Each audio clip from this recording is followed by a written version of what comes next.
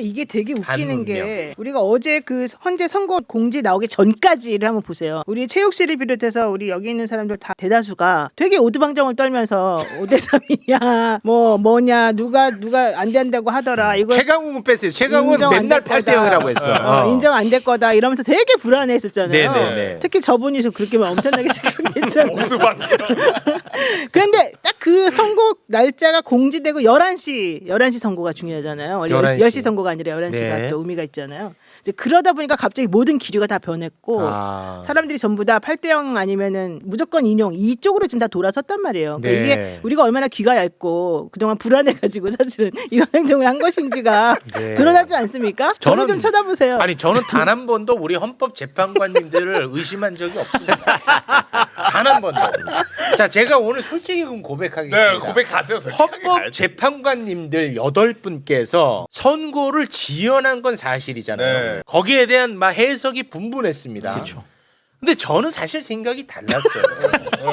헌법재판관님들이 왜 선고를 늦추셨냐? 이건 제가 솔직히 이제 고백을 합니다. 네. 그 훌륭하신 분들이 왜 선고를 지연했냐면 네. 첫째 3월 26일 이재명 대표의 항소심이 있었잖아. 네. 헌재의 파면 결정을 먼저 하면 또 항소심에 영향을 끼칠까 봐 워낙에 신중하신 분들이니까 그 이후에 해야 된다라는 생각을 가지신 거야. 첫째. 네. 두 번째. 재보궐선거가 오늘 있잖아요. 4월 2일. 그 전에 만약에 헌재 결정이 나면 파면 결정이 나면 재보궐선거에 또 영향을 끼치잖아요. 워낙 공정하시고 워낙 중립적이시기 때문에 이 이후에 잡자. 그게 언제냐? 4월 4일이다. 저는 이렇게 항상 생각하고 있었습니다. 워낙 중립적이니까. 아니야 어떤 분이 나보고 네. 야, 노영이 너는 어제부터 왜 가증스럽다 이런 나쁜 말을 쓰니? 그러는데 그게 다 이분 때문이라니까. 어때요? 아니 제 분석 어떻습니까? 합리적이죠? 항상 합리적이지 뭐 신뢰받는 언론인인데 제가 이거 조금만 왜 삭발했냐고 그러면 더워서 했다 임마. 더워서 이 자식아. 제가 정확히 기억하는 게 더워서 항소심이 무슨 상관이 있어요? 헌재 재판관들이 뭐 하냐고. 제가 지금 이거는 헌재 이 사람들이 말이야. 이제 고장 난 건 맞는 겁니다.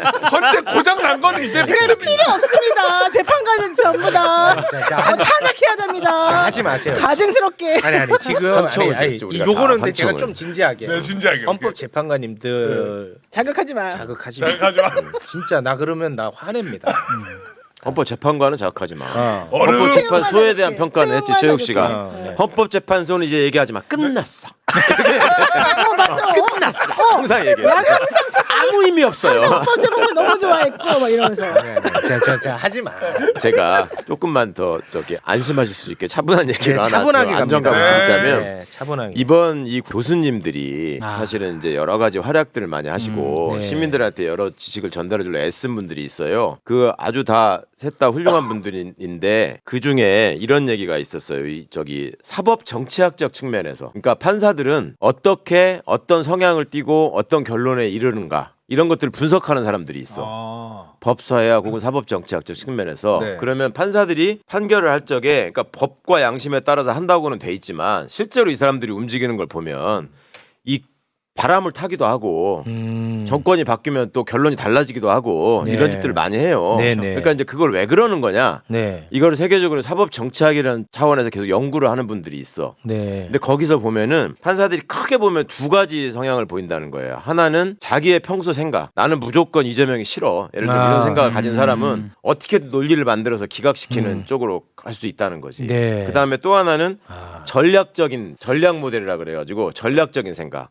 어떻게 써야지 내가 세상에서 좀 더 알려져가지고 나한테 이익이 되는 거를 찾을 수 있어.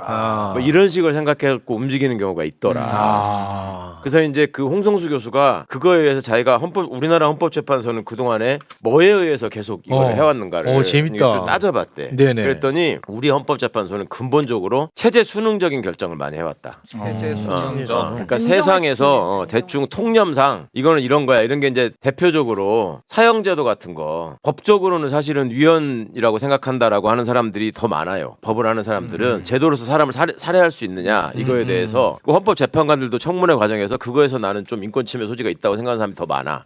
그렇지만 세상의 여론이 그렇지 않잖아요. 그렇죠. 사형제도 흉악범 나올 때마다 굉장히 높아요. 70% 80% 이렇게 찬성한단 맞습니다. 말이에요. 그걸 안 해. 지금 헌법 소원이 제기돼 있는데 오랫동안 안 해.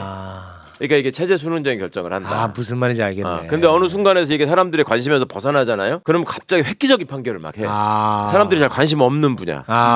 신경 안 쓰고 있을 때는 막 그걸 해요.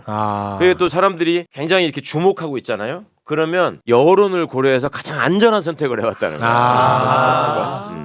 여론을 고려해서 계속 안전한 선택을 해왔고, 그러니까 이거는 8대 0이 될 수밖에 없고, 그러니까 제가 그렇게 말했잖아요. 한국에 살고 싶으면 여기서 반대 의견 쓰고 자기 얼굴 내놓고 못 다닌다. 네, 그 말씀을 항상 그게 이제 안전 선택인데, 이제 이분 주장은 그보다 더 중요한 게 있는데, 일반적인 시민들에 의해서 형성되는 평판보다 전문가 집단에서 형성되는 평판을 훨씬 더 중요시하게 생각하고 두려워한다. 그들이 일반의 심판은 여론은 잠깐이라고 생각하고 별로 큰 관심이나 상처를 받지 않는데 전문가 집단에서 야, 저거를 헌법재판관이나 되는 놈이 저거를 논리라고 썼어?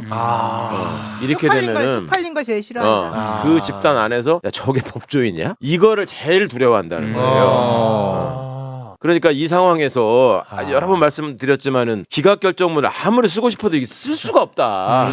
여러 번 얘기했잖아요. 네, 우리가 매불서에서 클릭까지 일부러 저거까지 만들었잖아. 항상. 네. 그러니까 그 상황에서 이제 계속 거짓말할 수밖에 없거든. 이걸 기각결정문 쓰려면. 그러고서 자기 직업도 유지를 못한다니까 이 사람들은. 법조인들은 자기들끼리의 커뮤니티에서 내가 능력이 있고 없고가 굉장히 중요하고 자기의 입신에 그게 더 중요하다는 거야. 굉장히 중요하죠. 네. 그러니까 지금 하나 예로 직위원 판사 같은 경우에 궁금하지 않아요? 이 사람 이렇게 해놓고 저질러 놓고. 그러니까 이게 이제 일종의 그 판사들끼리도 이거는 판사들이 인정해야만 하는 일종의 소영웅주의의 발현이다. 그러니까 내가 대단한 사람이다. 뭐 이런 생각이 있거든. 지들끼리 골방에 앉아가지고. 근데 이 친구는 요새 지금 뭘 하고 다니냐면 판사들 얘기를 들어보면 그걸 왜 즉시항고를 안 해요? 검찰 이상한 거 아니에요? 나는 항고할 줄 알았는데? 이러고 다녔다. 야 빠져나갈 그만. 알겠지. 이게 뭘 신경 쓰는지. 나 진짜. 지기현 판사가 저렇다는 건 또 맞는 말이에요. 왜 내 탓을 해? 검사가 잘못했는데. 그럴 수 있을 나는 것 같다. 검사가 할 줄 알고 이러고 왔는데 나한테 지랄거리면 안 돼. 그러니까 들어보니까 그럴 수 있을 것 같아. 저게 마주칠 거 아니야 판사들을 엘리베이터에서도 만나고 그럼 다 쳐다볼 거 아니야. 그러면 얘도 그냥 이렇게 민망하니까. 그냥 얘가 또 조용한 스타일이 아니고 원래 이렇게 하고 다니는 스타일이라는 거예요. 그러니까 거기서 왜 그걸 항고를 안 했대요? 뭐 이런다는 것이. 그러고서 뭐 지난번에 저한테 중국 사람이라고 하던데요. 뭐 이런 소리도 하고 그럴 수 있을 것 같아. 이번에 그러면 헌법 재판관님들 중에 너무나 비상식적인 어떤 판단을 내리는 사람이 있다면 이것은 앞으로 법조인들의 엄청나게 많은 교보제로 활용이 되잖아요. 당연하죠. 그러니까 그것도 신경을 안 쓸 수가 없잖아요. 당연히 두고두고 로스쿨 교재로 쓰면서 그죠? 이런 거를 할 때 이런 결정을 한 사람의 맥락에 대해서 가르쳐야 되는 거지. 그러니까 이런 어떤 사법 정치학의 관점에서 보자면 이런 거에 이제 이상한 짓거리를 하는 사람들 보면 자기 사적 이익만을 내세워 가지고 황당한 결론을 내리더라. 아니면 이제 판사 개인의 사회 경제적 배경. 얘는 재벌집 아들이기 때문에 노동자가 하는 건 무조건 잘못된 거야. 예를 들면 800원 횡령한 건 천하에 죽일 놈이고 800억 띄어먹는 놈은 국가 경제 발전을 위해서 어쩔 수 없이 한번 그런 거고.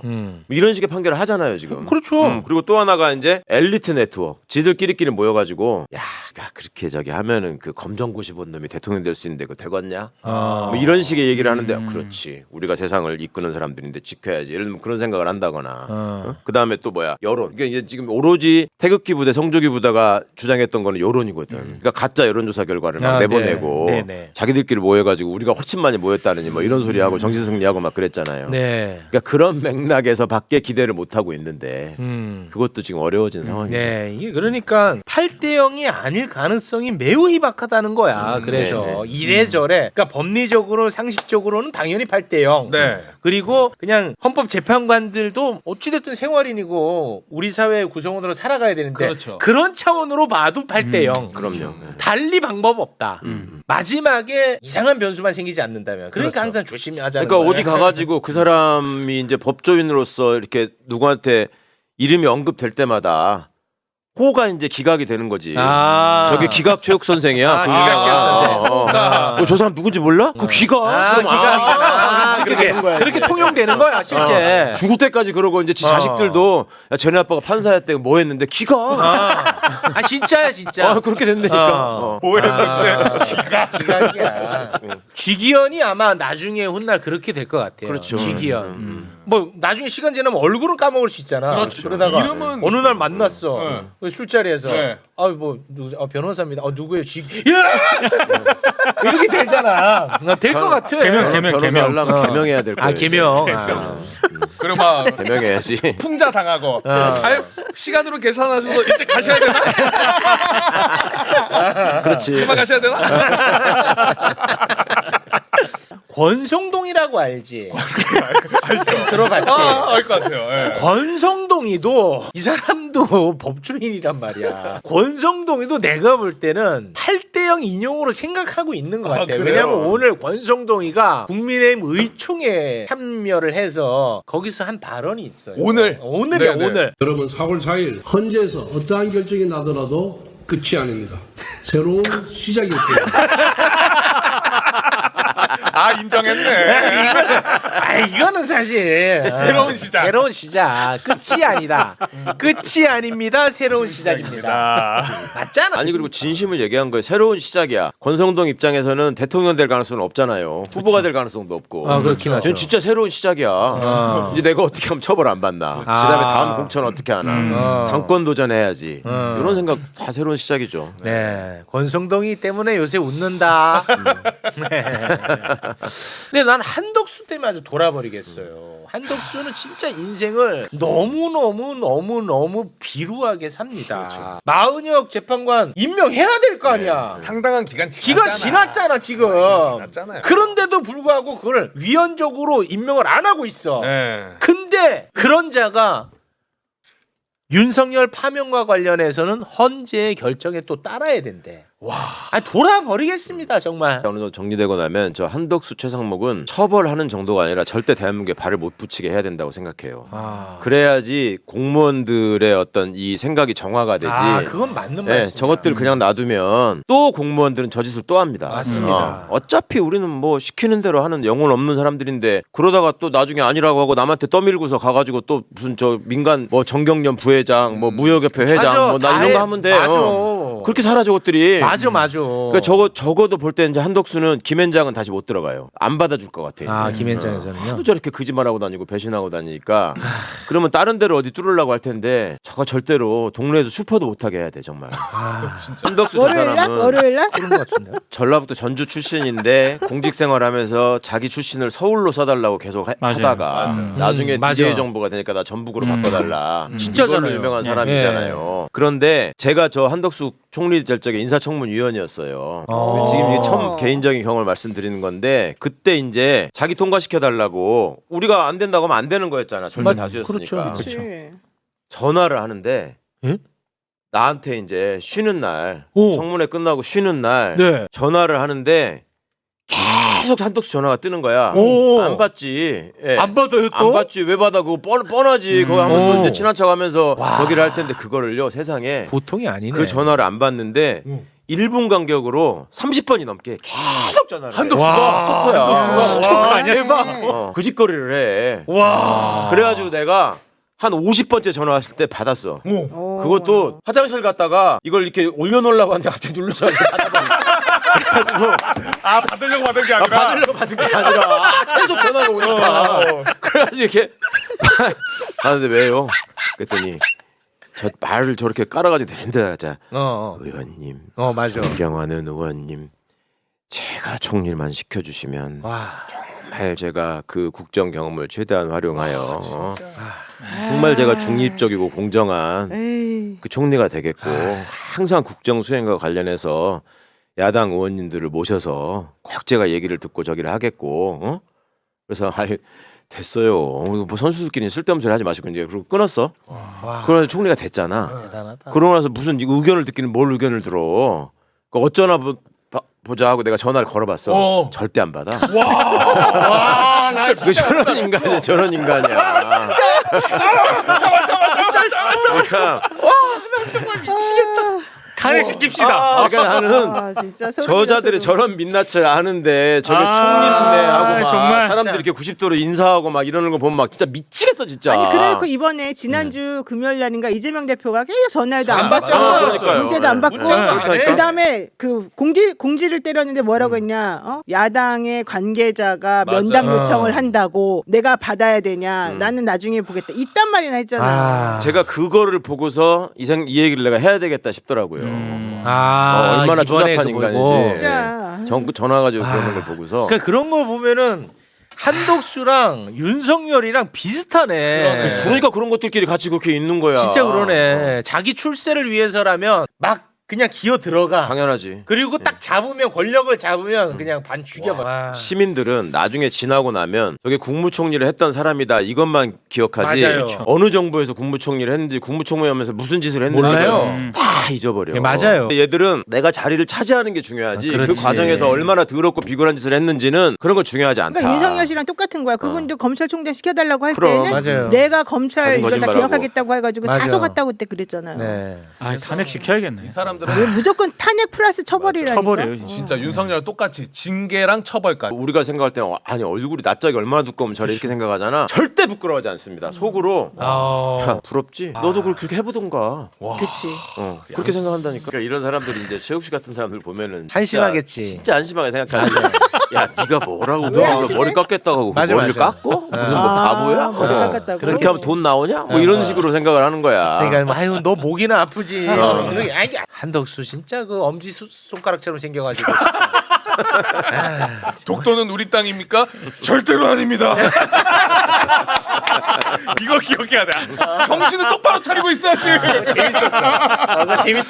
그때가 이제 언제였냐면 윤석열이가 국무위원들 국회 나가서 맞서 싸우라고 하면 지시를 한 적이 있어요. 윤석열이가. 맞아요. 그러니까 이제 한덕수가 나는 또 싸워야 되는 거야. 그러니까 이러고 나간 거야. 묻기도 전에. 근데 민주당 의원이 이제 그렇게 공격한 게 아니야. 그렇죠. 하긴 그냥 민주당 의원은 그냥 얘기한 거야. 뭐라고 하려는 게 아니고. 총리님. 총리님, 그러니까 이제 싸우려고. 독도는 우리 땅이죠. 절대로 아닙니다. 절대 아니야. 이렇게 된 거야 그때. 그러니까 배경이 있어. 그 영상이 재밌는 게 자세히 들어보시잖아요. 절대로 아닙니다 하니까 민주당 의원 같은데 아이고 아이고. 근데 이런 와중에 그 윤석열이 뭐 책을 썼다면서요. 아니 책을 버리는 사람이 책을 왜 써 윤석열이가. 책을 4월 10일부터 예매가 가능하다라고 하는데 제목이 87체제를 넘어 새로운 대한민국이라는 제목의 책입니다. 그래 썼다고 저거를? 근데 저거 공저자예요 공저자. 공저자인데 제가 봤을 누구랑? 때 12명 그러니까- 나경원한테. 윤석열이 직접 썼다라기보다는 여기에 이제 참가한 분들이 있거든요. 네. 요즘 떠오르는 국민의힘 거의 당대표 전환기 수준의 있고. 전환기 씨를 비롯한 12명이 힘을 합쳐 책을 만들었다라고 하거든요. 제가 예언을 하자면 네. 윤석열이 이 책도 안 읽을 거라고 봅니다. 예. 인정입니다. 예. 그 책 냈는데 책 이번에 새로 나온 책 제목이 뭐죠? 그러면은 뭐 더러운 대한민국인가? 뭐 이런 제목도 모를 거야. 저거. 나는 이걸 절대 안 읽을 거라고 봅니다. 네, 윤석열. 자, 아무튼 이제 4월 4일 파면 선고. 어찌됐든 4월 4일까지는 경고망동하지 않고 네. 차분하게 힘을 내도록 하여튼 하겠습니다. 그때 되면은 저하고 똑같은 신분이 되니까 내가 기대하고 있어요. 어. 재판받는 피고인, 변호사 자격은 있으나 변호사 못하는 놈, 그러네. 백수, 공무원 하다가 잘린 놈 똑같아 나하고. 파면 이후로는 무조건 또 형사처벌에 우리 올인해야 됩니다. 그렇죠. 끝이 아니에요. 형사처벌. 지금 지기현이가 하고 있다고 몇 번을 얘기해. 그리고 박세현 특수본부 거기 그 쉽지 않아 지금 상황이. 파면이 시작이야 사실. 시작이야. 네. 알겠습니다. 오늘은 여기서 마무리 짓겠습니다. 윤석열 대통령이 망상에 사로잡혀가지고 불법적으로 군대를 동원해가지고 대한민국을 공격한 사건입니다. 대한민국의 헌법기관인 국회와 선관위를 습격을 했습니다. 기각이 돼가지고 내란 우두머리 혐의자로 지금 형사재판을 받고 있는 사람이 대통령이 되고 국군 통수권자가 되면은 국가도 분열되고 국군도 분열되고 해가지고 내전적 상황이 올 것이다 하는 것은 누구보다도 헌법재판관 8명이 잘 알았을 것이라고 생각합니다. 귀 기울여야 되네. 그래. 진짜. 윤석열 대통령이 복귀를 하게 되면 우선 직무수행, 정치, 외교, 군사, 안보, 사회적으로, 행정적으로 대통령을 못해요. 우선 군 통수권자의 위신과 권위와 체면이 땅에 떨어졌어요. 공무원들이 대통령을 행정 최고 책임자로 인정하겠습니까? 대통령이 이제 복귀를 하잖아요. 그럼 대통령실이 아니라 아마 한남동 관저로 갈 겁니다. 예. 대통령실은 아마 당분간 못 갈 거예요. 그러면 전국에서 모여드는 시위대가 한남 대로를 꽉 메우게 됩니다. 예. 한남 대교서부터 저기 하얏트 호텔까지. 그러니까 시위대가 이렇게 물리력을 행사하지 않고 촛불 시위만 하더라도 한남대교가 봉쇄되고 그리고 오른쪽에 동호대교, 왼쪽에 반포대교, 멀게는 동작대교까지. 예. 그리고 강변북로 올림픽대로가 다 마비됩니다. 쉽게 얘기하면 그냥 서울이 마비되는 그렇지. 거예요. 시위대가 물리력을 행사하지 않아도 서울이 마비되면 대통령이 하루나 이틀을 못 버텨요. 서울이 마비되는 거는 대한민국이 마비되는 겁니다. CNN에서 몇 시간 동안 생중계할 거예요. 그 시위만으로 게임 끝이에요. 게임 끝이. 만일에 파면 인용이 안 나온다면 그거야말로 세계적인 사건이 또 된다. 또 새로운 엄청난 논쟁으로 들어가는 사건의 초기 문을 열게 될 거다 이렇게 봅니다. 8대0 전원일치가 아닌 어떤 종류의 반대 의견이 제기되든가 그렇게 해서 8대0이 아니게 된다면 오히려 세계적인 화제거리가 되는 화제거리라고 합니다만 말했습니다마는 우스갯거리가 되는 반문명 국가다, 반민주 국가다라고 하는 오명을 뒤집어 쓰는 일이 될 거예요.